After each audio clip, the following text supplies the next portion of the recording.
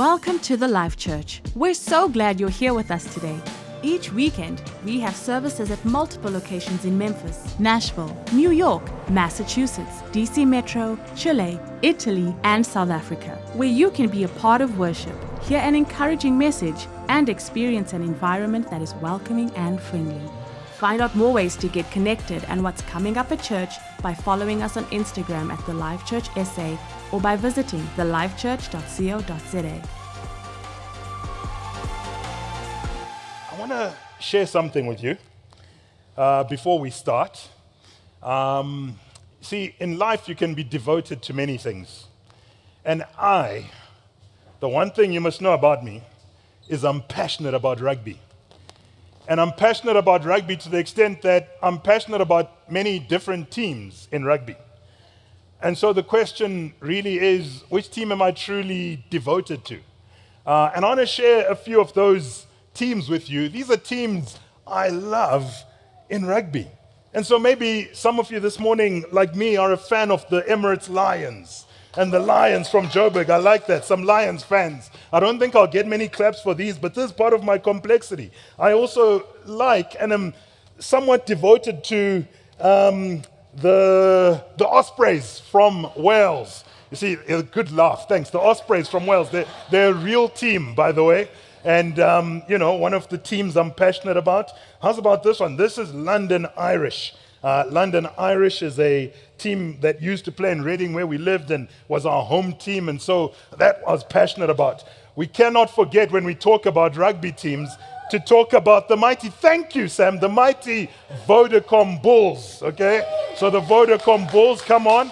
I'm quite passionate about that. Now I'm really going to confuse you because I still and also like the British and Irish Lions. Like everyone's like, what? But yeah, that's it. The British and Irish Lions. It gets more complicated and you're wondering where I'm going with this. Yes, you are. I'm passionate about the England rugby team. I know I got a laugh in the back and a boo and a bit of a skew eyes, but I am. I like England, okay? And then, now if Pastor Adrian was here, okay, he would be disgusted that I'm putting this amongst all the teams I'm passionate about. But yes, I am passionate about the Springboks, and I like the Springboks. Okay, good. Fantastic. But here's the thing. You can tell from, and by the way, those are real life shirts from my wardrobe. There's a time my wife had to ban me from getting sporting attire. But anyway, I'm passionate about these, but which one am I truly devoted to? Which one am I all in, wholeheartedly? And you can tell from the number of shirts I have that clearly I'm not devoted to any of them, one would argue. One would look at that and say, well, I don't really make any real financial contribution to those. In fact, when any of these teams lose, I'm annoyed for 10 minutes and then my life moves on. I'm done. So I'm not committed. I'm not constant. I'm not loyal. I'm not staunch. I'm not constantly faithful and dedicated to any of these teams. My question for you this morning is, what is it that you are devoted to? What is it that you are wholeheartedly into? And we've been in a series, if you've been with us from the start of the year, we've been in Acts chapter 2, and we've read about and seen what the early church was devoted to. The early church devoted themselves to certain things.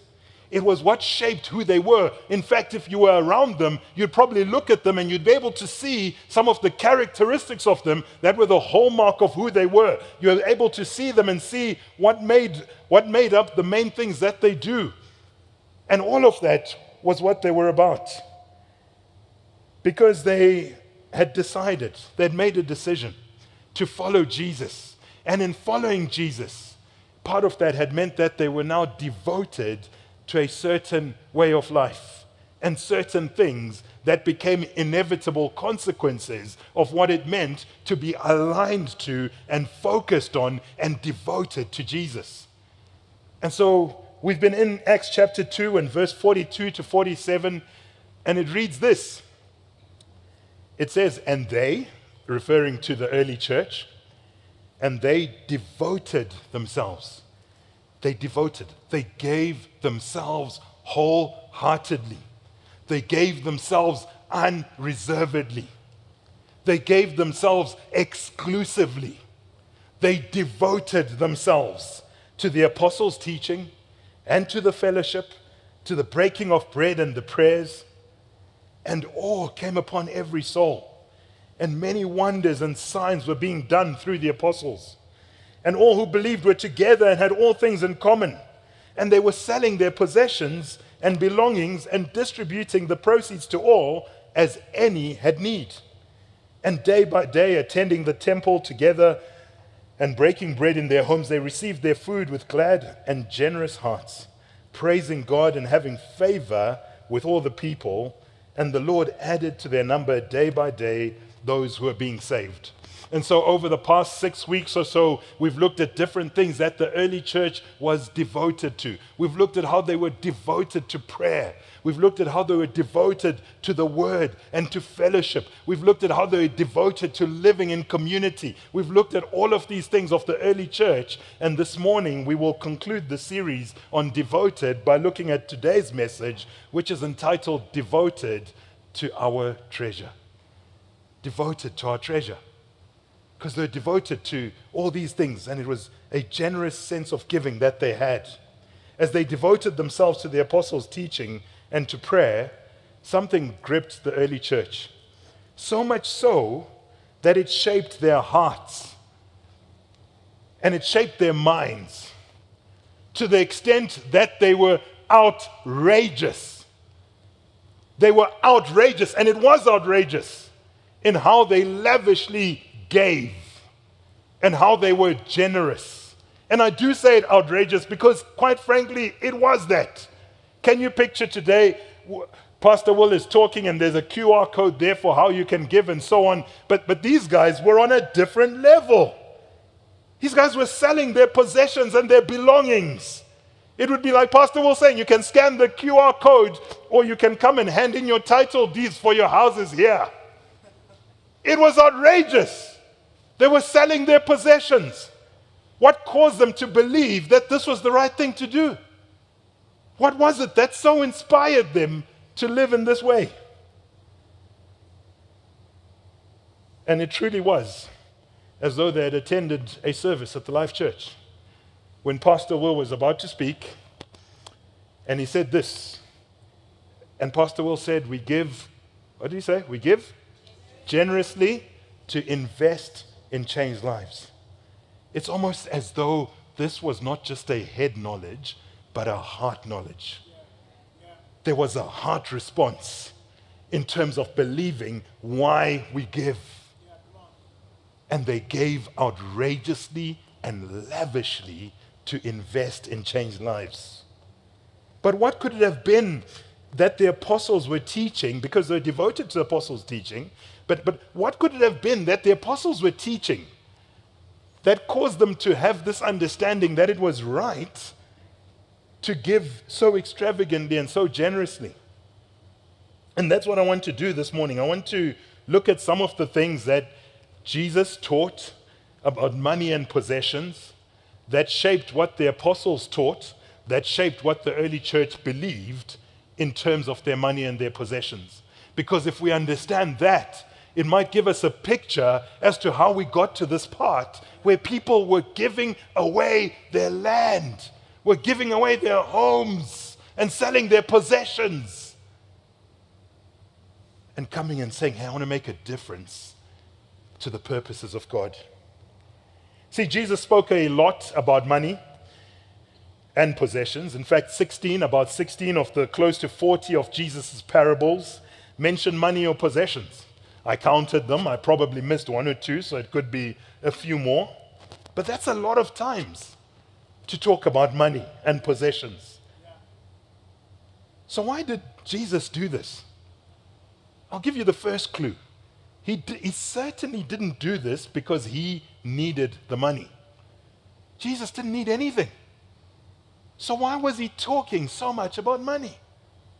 The truth is, Jesus spoke about money and possessions because he knew that our attitude to money reflected what was in our hearts. And Jesus was really interested in our hearts.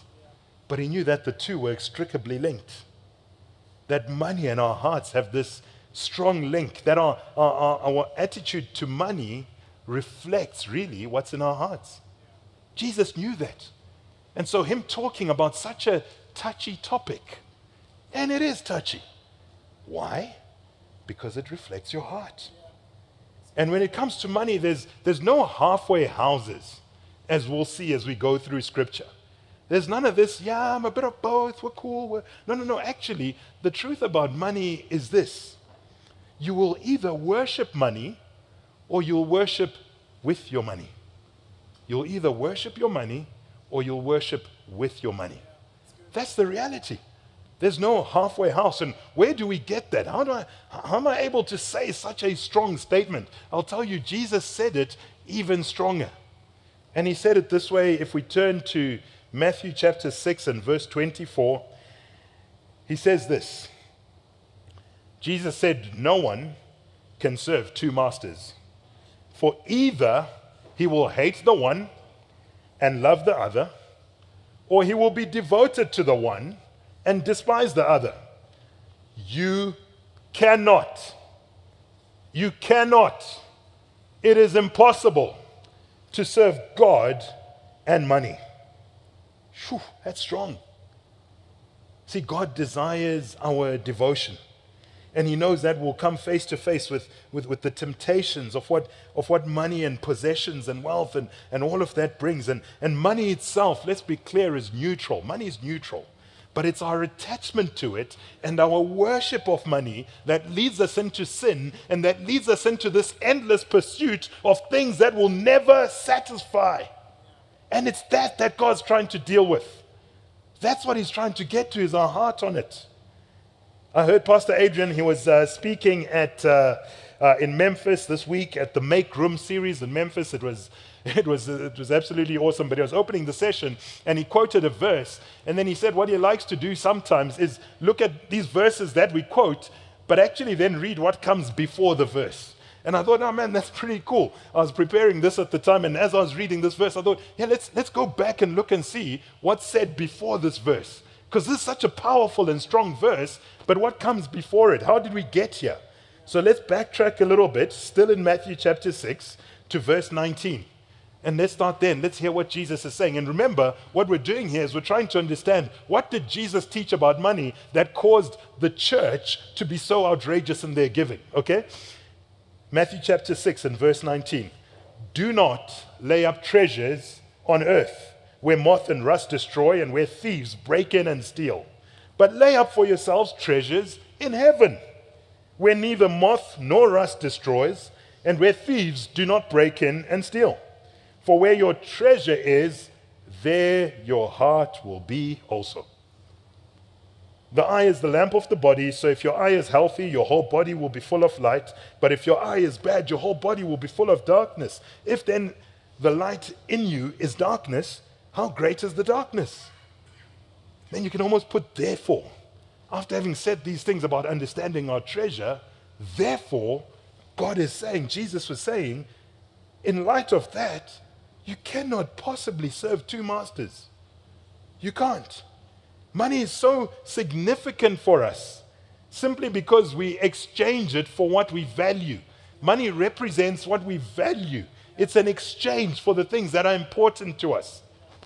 And it's like that with everything in life. We value food and life and taste, and so we give money for food. We value education, and so we give money for school fees. We value stuff, so we give money to malls and stores and online shops. We value entertainment, and so we give money for streaming applications and TV subscriptions, and this and the other, and holidays, or whatever. Therefore, it follows that if we value the mission of the church, and if we value the spread of the gospel, so too we will give money for that. Yeah. It's what we value. Yeah. And so Jesus knew, and John Piper has a quote John Piper says this. He says, the movement of your money signifies the movement of your heart. The movement of your money signifies the movement of your heart. I thought that was pretty deep. In essence, where your money goes, your heart is going also. I pay different bills at home. One of the bills I'm responsible for paying in all the splits of things that we do and pay and this and so on is I pay Eskom every month. And it's a painful payment because it always looks higher than what I expected it to be. And so because that's where my money goes, I can tell you my heart is invested. So at home, I am the chief power usage monitor. I am the person who's looking to see what light you left on. I'm the person who's looking to see that the fan was running in your room for 30 seconds when you weren't there. I'm invested because my money goes there, and so too my heart is there. And that's true for all things. Verse 20 says we should lay up treasures in heaven. But what does it mean to store up treasures in heaven? I think it means taking our money and our possessions and putting them into the things that Jesus values. It's the things that Jesus values that we put our money and possessions into, and essentially that is storing up treasures in heaven. We know that Jesus loves people. We know that he wants to display his love to them, and we want to display the love of God to them too. And so we give more and more to those who are in need, as Jesus would do, because it's important to him. It's a matter of the heart. And in doing that, our treasures are firmly in God, and the joy in our hearts increases. See, the early church seemed to be devoted to this, and as they aligned what they treasured with what God treasures. We read earlier that they sold their possessions, and they did it to do what? To meet the needs of those around them. They were wholeheartedly committed to what Jesus was wholeheartedly committed to. They were caught up in his mission. And so we're to lay up treasures in heaven. And whether we're laying up treasures in heaven or on earth is the true reflection of whether we serve God or money. And we'll cover in a little bit what it looks like to store up treasures on earth. But for now, verse 24 says that we cannot serve God and money. What does serving money look like? What does serving money look like? You see, serving money, I believe, means to calculate all of your behaviors, to calculate all of your life, to align all of your life, to make all of your decisions purely about maximizing what benefits money can give you. Always asking how money can benefit you. Because the reality with money is that it looks like it's serving us, but in our pursuit for it, what starts to happen is it's not just serving us, actually we are serving it. That's how it works. And I often find a good test of whether I'm serving money or not. This is a test I use for myself. It's a personal test to check my heart. And what I do sometimes is, from time to time, when there's incremental money from somewhere, maybe a salary increase or a bonus at work or maybe a tax credit or whatever, the question for me, what I'm primarily asking myself is, am I primarily concerned about how this increased wealth is going to be for my comfort and to increase my pleasure? Is that my primary concern? The first few thoughts and the lasting and lingering thoughts of what this incremental will do. Is it going to increase the standard and quality of my life and keep my generosity there? Or is it going to increase my generosity too? And I think it's something I've found to be very challenging to my own heart. See, serving money means being more interested in money than in Him who gives us the money. But on the other hand, serving God means doing everything we do, calculating all of our behavior, aligning all of our lives to maximize the joy we can get from God. It means realizing and recognizing the provider more than we realize and recognize and enjoy the provision. Our eyes must always be on the provider. I value my job. I quite like my job, actually. On Friday afternoons, no, I'm joking. I love my job. And I value it. And I'm grateful for my salary. However, my trust is not in the money I receive on the 25th of each month. That's not where my trust is. My trust is in the God who provides all things that I need at all times, in all seasons, in every circumstance. That's where my trust is. My trust is not in the money itself. We cannot serve God and money that way. It's mutually exclusive. Either we're angling to make God our treasure in everything, or we're angling to make money our treasure in everything. It's one or the other. It simply isn't both. We either worship our money or we worship with our money. There's a distinction. Early in my career, I came across one of the elder men in the church, and he said something that stayed with me till today. It was an incredible thing that he said. He was a very wealthy and successful businessman, and this is what he said. He talked about how he had set a reminder in his calendar, and this calendar would pop up every morning of the 25th of the month. And every morning on the 25th of the month, on payday, that reminder simply said this. It simply said, Peter, do you love money or do you love me? Just a point-in-time check. Before this money comes into the account, let me make sure I'm balanced. Let me make sure I'm clear about what I'm actually trusting in, about who I'm trusting in, about what I'm serving, about who I'm serving. Friends, what do you value? What is it that you truly value? What does your heart reveal about your treasure? Are you building up treasure on earth that will pass, or treasure in heaven that will be eternal? Let's turn to one other passage of Jesus' teaching on money. And he tells a parable which he uses some strong words. It's in Luke chapter 12, and it's verse 13 to 21. Luke chapter 12, verse 13 to 21. It's the parable of the rich fool. And it starts this way.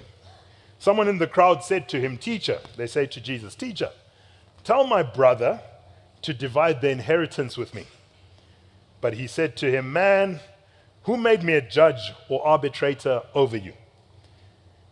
And he said to them, Take care and be on your guard against all covetousness. For one's life does not consist in the abundance of his possessions. And he told them a parable saying, The land of a rich man produced plentifully. And he thought to himself, What shall I do? For I have nowhere to store my crops. And he said, I'll do this. I'll tear down my barns and build larger ones. And there I will store all my grain and my goods. And I'll say to my soul, you have ample goods laid up for many years. Relax, eat, drink, be merry. God says to him, Fool. You fool. This night, your soul is required of you. And the things you have prepared, whose will they be? So is the one who lays up treasure for himself and is not rich towards God. So Jesus tells this parable to warn people about covetousness. And covetousness is not just, it doesn't only talk about having a strong desire for other people's things. It also includes having a strong desire after the possessions of worldly things. That's what covetousness means in totality. This desire to possess things and toys and all sorts and more fun stuff and more wealth and more this and more that and to build it all up. And Jesus says, hey, I want to warn you about a devotion to these things. And he tells the story of this successful farmer's crops who've grown, and he says, what should I do? I don't know what to do with all this wealth. I know what I'll do. I'll build bigger barns. I'll put it all in, and then I'm just going to relax. Just going to Netflix and chill. And that's what he says to himself. And Jesus says, you fool. And the conclusion of it, the last verse, is the key of it. Because it says, so is the one, meaning so is the fool, so is the one. If that relates to you and I, then yeah, Jesus is saying you and I are fools today. If this is us, so is the one who lays up treasure for himself and is not rich toward God. Let's just be clear here, in case we get confused. Let's be clear about what makes him a fool and what doesn't. Let's talk about what doesn't make him a fool.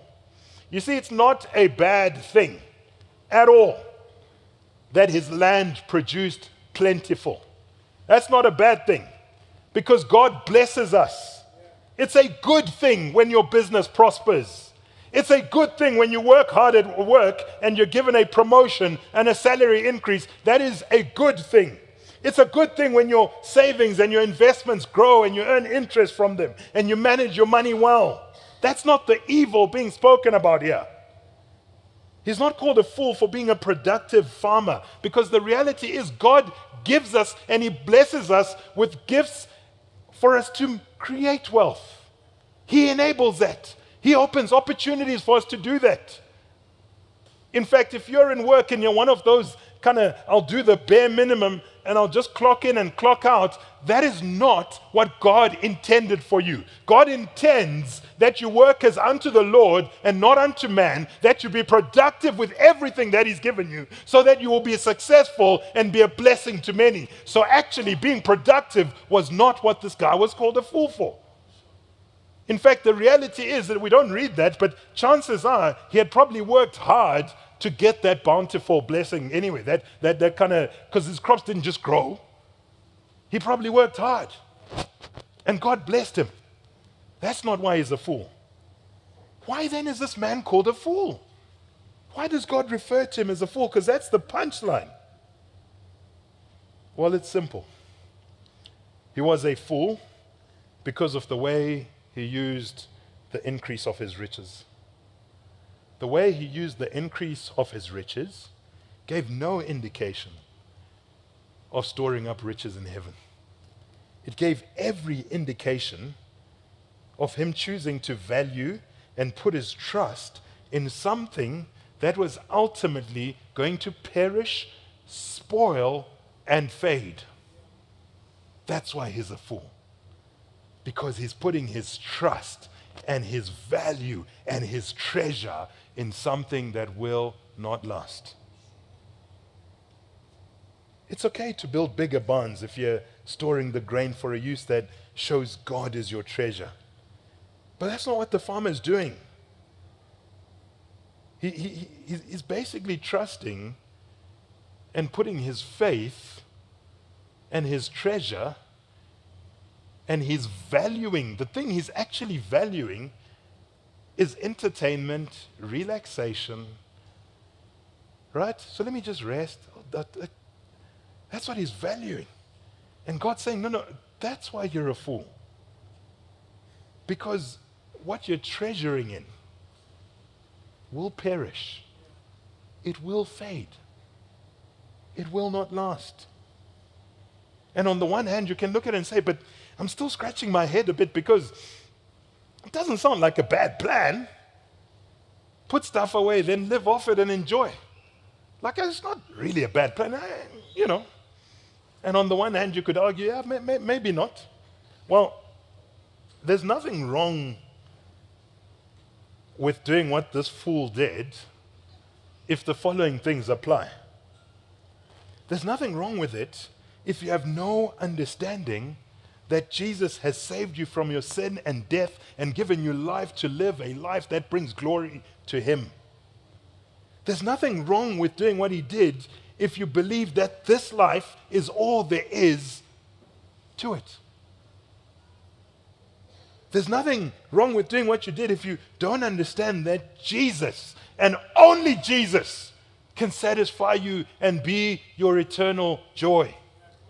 There's nothing wrong with doing what this foolish man did if you don't understand that He has equipped you and called you to be part of His glorious mission, and He's equipped you to effectively give. That's what God's equipped you to do.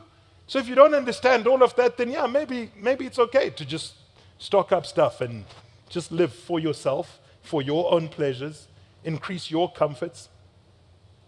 Maybe there's nothing wrong with it. The real thing, though, that's wrong with this man's way of handling riches is that he fails to use them in a way that shows that God is his ultimate treasure. It concludes when verse 21, it says, so is the one who lays up treasure for himself and is not rich toward God. What does it mean to be rich toward God?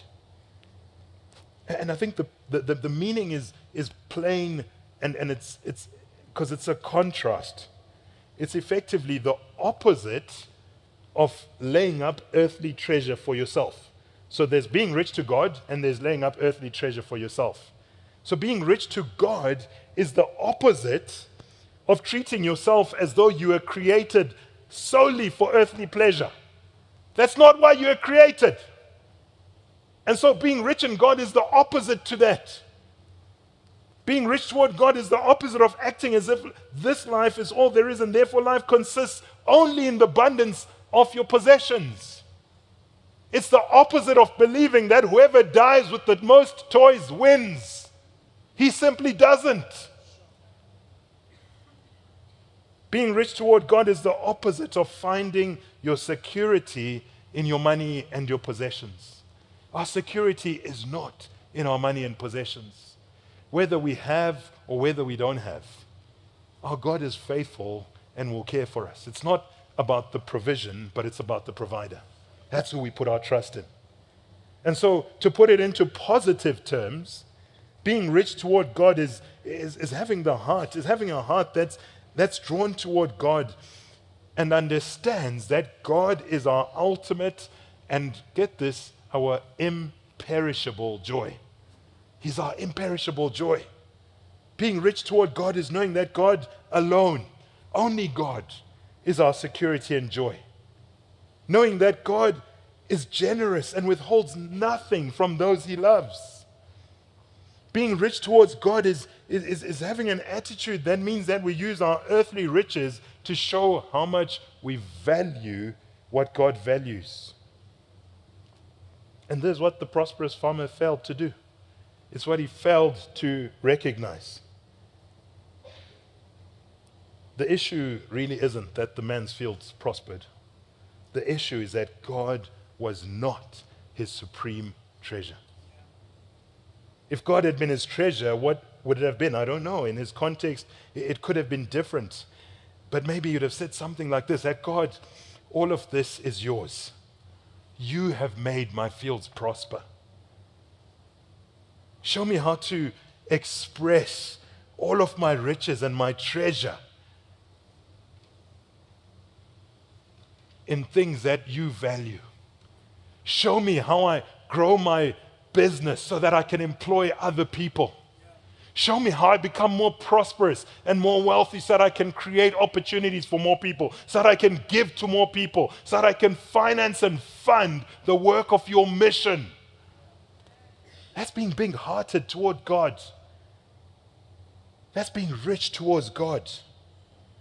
Friends, don't be a fool. Treasure God with your money. That's what we're called to do. we're called to devote our time, our talents, and our treasures towards the things that are important to God, towards things that are eternal. Because the truth is, we have a lot of pretty cool stuff that's not eternal. Our Land Rover, which I like, I'm a Land Rover guy, as Will has pointed out before. Our Land Rover will eventually, who drives a Toyota here? Our Land Rover will eventually end up with all the other Toyotas in the scrapyard. It will eventually just be scrap metal. Maybe one day the tires will be used to burn something somewhere. I don't know. But it will perish, it will spoil, it will fade. So too my lovely golf clubs. They too will end up in the scrapyard one day. Our home, my home, your home, will one day end up as a pile of rubble. Someone else will build it. Something else will happen. Life will just simply move on. That will happen. It won't live forever. The money in your bank account, in my bank account, our savings, will one day run out. That's the reality of it. Look, of course we're called to be good stewards and to take care of what God has given us. Let's not misunderstand that. We're to steward it well, to look after it well. But we're also to have this understanding. It is not eternal. It will perish. It will fade. And so what do we choose to do with our wealth? If I can have some of those pictures up there. We choose to set our hearts on that which is eternal. We choose to be big-hearted and generous towards the things that God values. That's what we choose to do in this church. We choose to invest generously to see lives changed. That's what it means to be rich toward God. Remembering those in need. Feeding the widows. Caring for the orphans. Seeing churches planted and established and people coming to know God. That's what we choose to invest in. That's how we choose to put our treasure, to store up treasure which is eternal. Friends, this is our calling. And what a glorious calling it is. And now lastly, let's look at Luke chapter 12. Verse 32 to 34, it's still within that passage. And it concludes as follows. Because he said all these things, Jesus has said these things, and if I was there, and if you're here now and you're thinking, man, this is quite scary. You're calling me to an outrageous level of giving. Sitho, are you sure that's what you're saying this morning? Let's not misunderstand each other. I just want to be clear. Is that what you're saying? Actually, that's exactly what I'm saying Jesus said to his disciples. That's exactly what I'm saying that Jesus spoke about, that the apostles taught, that the early church responded to. That they were to be outrageous and lavish in their generosity. But as he said that, it welled up things in them. I would be fearful of what that looks like. And so in verse chapter 12, knowing that, Jesus says this. He says, "Fear not, little flock, for it is your Father's good pleasure to give you the kingdom. Sell your possessions and give to the needy. Provide yourselves with money bags that do not grow old, with a treasure in the heavens that does not fail, where no thief approaches, and where no moth destroys. For where your treasure is, there your heart will be also." We tend to be afraid. We think if we give this much, if we give in this level of generosity, the natural thought in our minds is that we won't have enough for us. That's what I think each time I give, each time we all give, I'm faced with the question, if I give this amount for this, will I have enough to do what I needed to do there. And that's a natural fear, and Jesus knows that, and that's why he addresses them, and he says, fear not. Why does he say that?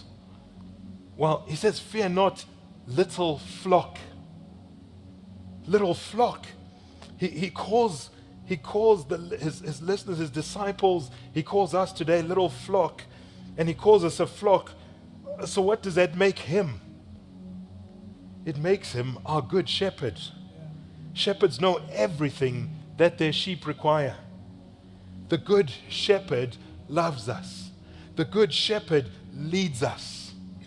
The good shepherd provides for us. The good shepherd watches over us. The good shepherd provides for us. And so the good shepherd is the only one who's qualified to look at us, tell us to give generously, tell us to give outrageously, and still look at us and say, fear not, for I am your provider.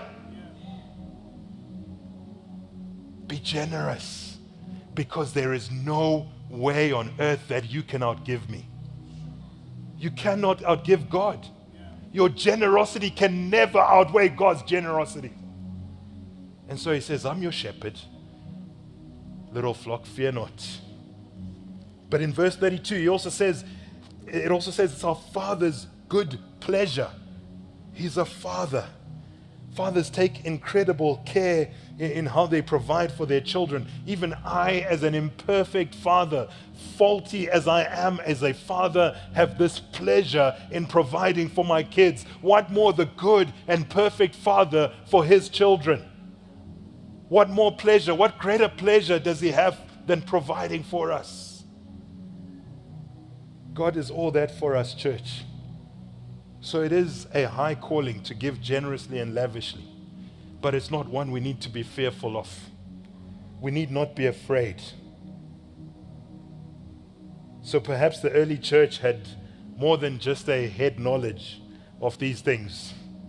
Perhaps as they had either heard it from Jesus or heard it as the apostles teach, that something took root in their hearts.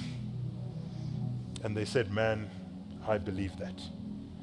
I believe all of that. And this is how we landed up in Acts chapter 2, where it says this, and they were selling their possessions and belongings and distributing the proceeds to all as any had need. Because this took heart. They knew what their treasure was. What about you, friends? What's your treasure? What does your heart treasure? What are you devoted to? I want to leave us this morning with 4 provocative actions. And I call them provocative because at this time, I've probably, we've talked money for the past however long, and if you were uncomfortable at the start, I'm way past that now, so I may as well keep going. Here's 4 provocative actions, practical actions, I want to ask you to consider. The first is, I'd love you to go away and by yourself, review your transactions. Review your bank statement, review what you've been spending money on over the past few months. And without any guilt or condemnation, for there is no condemnation in Christ Jesus. So without guilt and condemnation, ask the Holy Spirit, ask God to reveal to you where your treasure truly lies. Look at your spending. Ask God to reveal what it's saying about your heart. And in that, ask God to help you to increasingly treasure the things that He treasures. Say, God, help me treasure the things that you treasure. The second provocative thing I'm going to ask you to do is to go back to your Vision Fund pledging. So as we started and we had Vision Sunday, we talked about all the great things that we'll do as a church, how we'll be a blessing to the communities around us and beyond, and how we'll plant churches across this nation and indeed across the continent. And we spoke about what God's called us to do. And we said, hey, this is our vision. Let's give to that. And we made various pledges. I want to ask you to hold yourself accountable to fulfilling whatever pledge you made. Whatever pledge you made, hold yourself accountable. Return to that and say, God, where am I on my giving, on my fulfilling of that pledge? If you weren't with us at the time and maybe you haven't done that, but you'd love to do that, please go to the information desk at the back. Someone will help you understand and how you can give more. The third thing I want to provocatively call you to do is to review your regular giving. Just take, the Bible says that we should grow in the grace of giving. The reality, though, is that oftentimes when our income grows, we think that our lifestyle and our lavishness in our own lifestyle must grow. We pay little regard to whether our grace of giving must grow. But I want to challenge you this morning to review your regular giving and ask yourself if you are growing in the grace of giving. For that's what the Bible calls you to do, to keep taking a step forward, to keep growing in generosity, to keep growing in big-heartedness. If you don't give regularly, maybe today's your first step. It does something in you. Where your heart is, where your treasure is, there your heart is also. The fourth and final thing is you might not be part of the community outreach life group, but I want to encourage you to still find out when the next outreaches are going and be a part of that. Give of your time. Sacrificing your time is linked into sacrificing your time is the same as sacrificing your talents or your treasures. It's all linked in, and it's all your heart, because it's all the kind of things that make you feel it could be for me. But God's saying be generous, be big-hearted in not just your treasure, but also in your time and your talents in serving me. Let's stand and pray together, church.